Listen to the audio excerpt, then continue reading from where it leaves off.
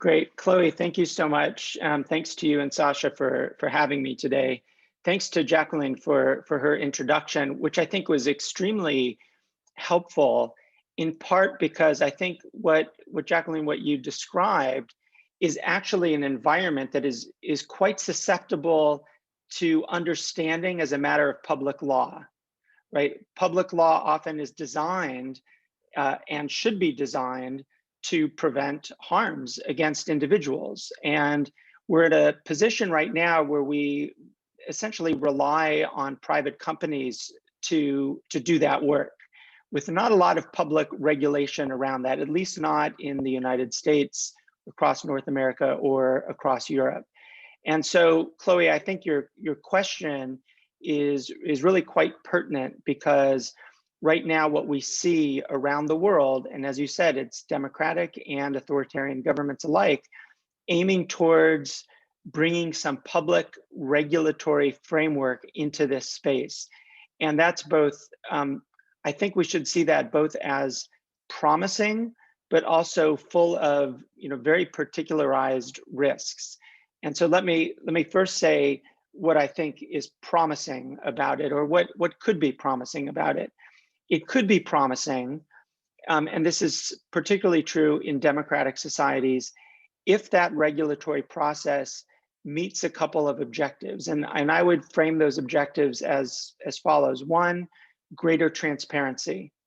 I think across the industry, and this is across all players in the industry, and by industry, I suppose I should define that very broadly as the industry of companies that engage in content moderation, that both host content, that allow for the searching of content, and allow for the sharing of content. Very, very broadly defined, but all of these different actors are engaged in moderating content. We clearly need more transparency from the industry. And I think some of the elements of regulation that are very positive, and we see this in the Digital Services Act draft that was tabled or published in December, and we see this in some of the discussions that are starting to take place in the United States. We see a move to requiring some in the industry to be more transparent about what they're doing. Now, transparency as purely as a mantra is useless. It has to be transparency that is useful to legislators as they try to understand the process, to academics, to scholars who are trying to provide ideas about how to regulate this space, and to the companies themselves, because although they collaborate quite often and share information, there could be better tools to really promote cross-industry sharing of information. So that's one thing, transparency, and I think we're starting to see some proposals along those lines. A second is a question of what rules apply. So all of those harms that Jacqueline mentioned are basically harms that can be cognizable, that can be understood as harms that are susceptible to regulation under human rights law or public law worldwide.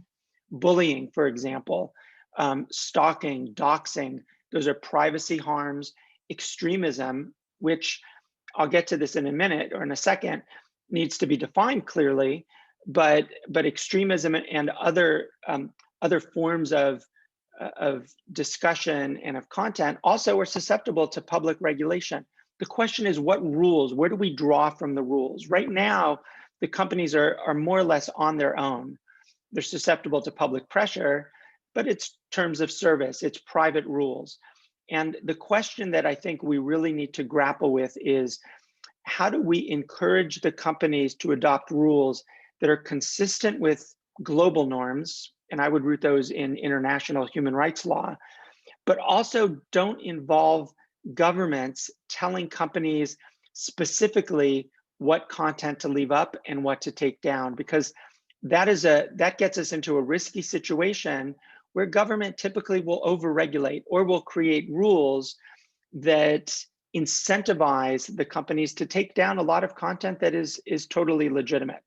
So I think that's something that, as we think about the different regulatory steps, that aspect of encouraging rulemaking, we really need to be quite cautious about.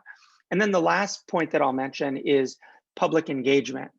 I think there's been some promising signs out of the European process, which had a public comment period, and I think we'll move towards broader and deeper sets of hearings to look at the Digital Services Act, the Markets Act as well, to look at different aspects of regulation. They have to involve something that really has not been involved to date, and that is real public engagement. And that's not just public engagement by, those of us, shouting about all the problems we see online. It's a genuine process to involve public actors, whether it's civil society organizations, academics, others, involve them in the process of rulemaking, of rule enforcement, and at the end of the day, involve the public in oversight. And that ties to the rules, that ties to the transparency. But I think what people will really need is a sense that the companies and that this space more generally is subject to a kind of public oversight, and I would say to democratic principles and democratic oversight.